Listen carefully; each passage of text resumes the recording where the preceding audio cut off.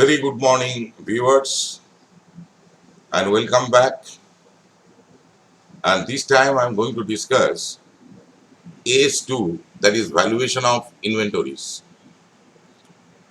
Appropriate or inappropriate valuation of inventory affects both the profit or loss from operations and financial position as reflected in the balance sheet.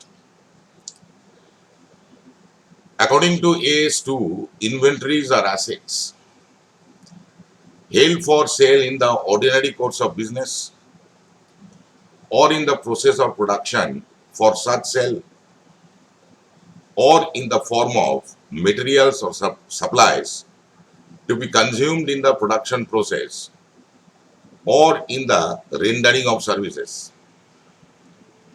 Thus, inventory consists of goods processed and held for resale, finished goods produced for sale, work in progress, stores, spares, loose tools, etc., awaiting use in production process of goods meant for sale.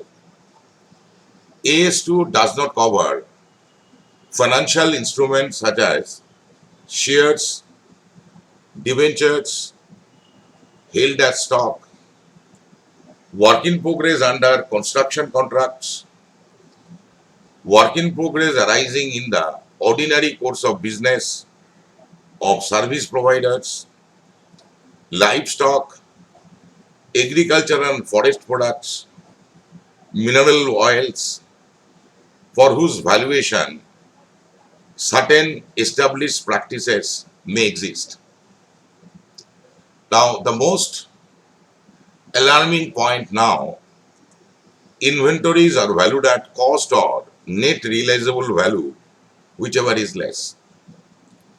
Cost is equal to purchase cost plus conversion cost plus other costs incurred to bring the inventory to its present location and condition.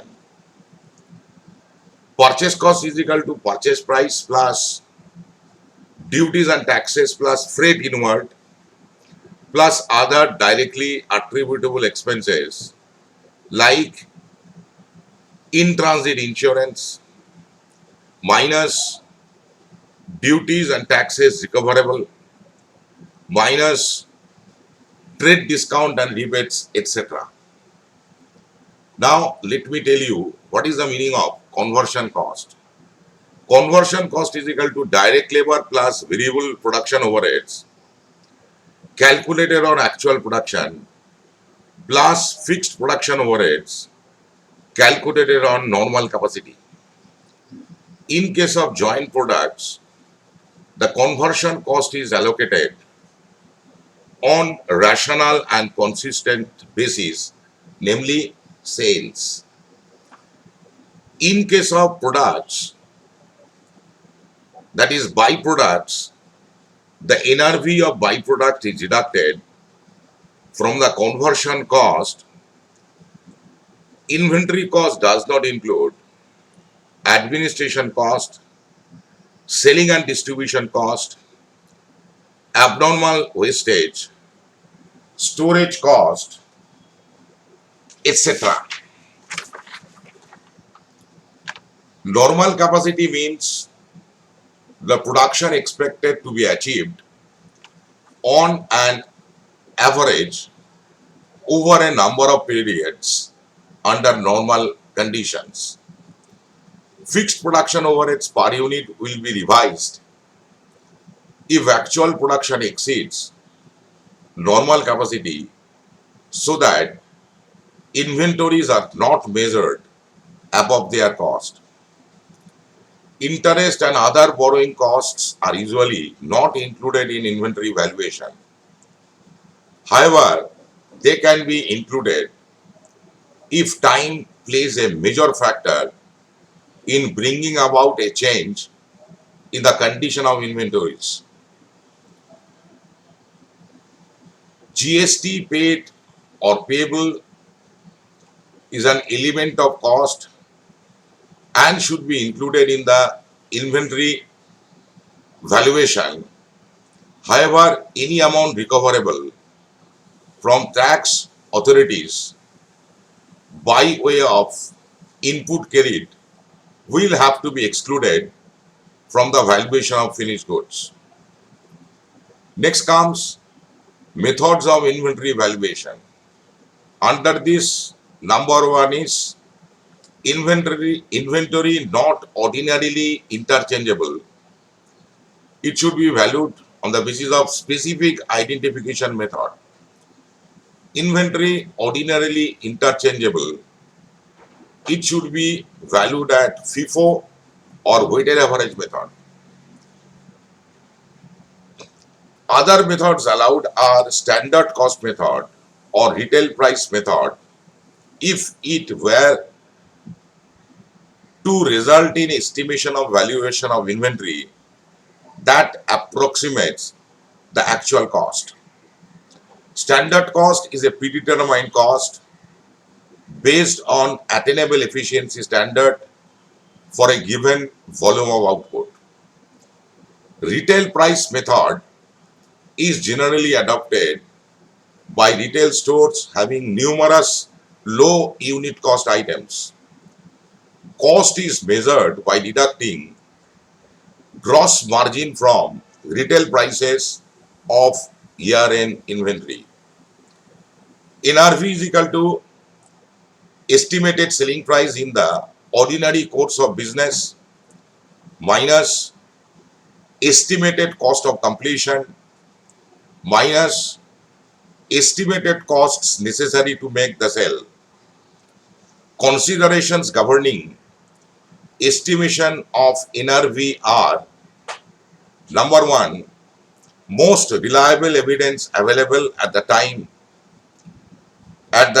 estimates are made as to amounts that inventories are expected to realize, and number two, fluctuations of prices or cost directly relating to events occurring after the balance sheet date to the extent that such events confirm the conditions existing at the balance sheet date. Materials and other supplies held for use in production are not written down below the cost if finished goods in which they will be used are expected to be sold at or above cost.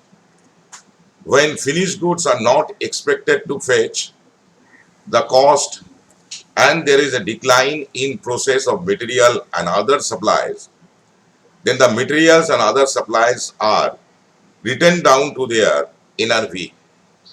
In such a case, the replacement cost is the NRV. Now, the most significant points or consideration or the concepts are: what are the disclosures which are required so far as to valuation of inventories are concerned.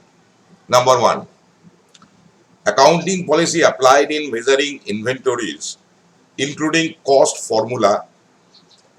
Number two, carrying amount of inventory classified appropriately. For examples, finished goods, work in progress, raw material, spare parts, loose tools, etc. And the last point, any changes in accounting policy with respect to valuation of inventory and its effect on the financial statements are required to be disclosed. That is all about AS2, that is valuation of inventories. Just try to remember the points that I have discussed, and later on I will come with small problems to explain how the valuation of inventories are actually being done in real life situation. Now, so far the examination is concerned, just you should have a target that the examination will be on due time. because there is no question of any postponement of or deferment of examination so what the June term is concerned. So keeping this in your mind, you should do your study on a regular basis. Look into the various videos that I am uploading, and I would request all the viewers to like the video, share the video, subscribe the video, also put your comments, and don't forget to click the bell icon. And that is all about for this time. Goodbye.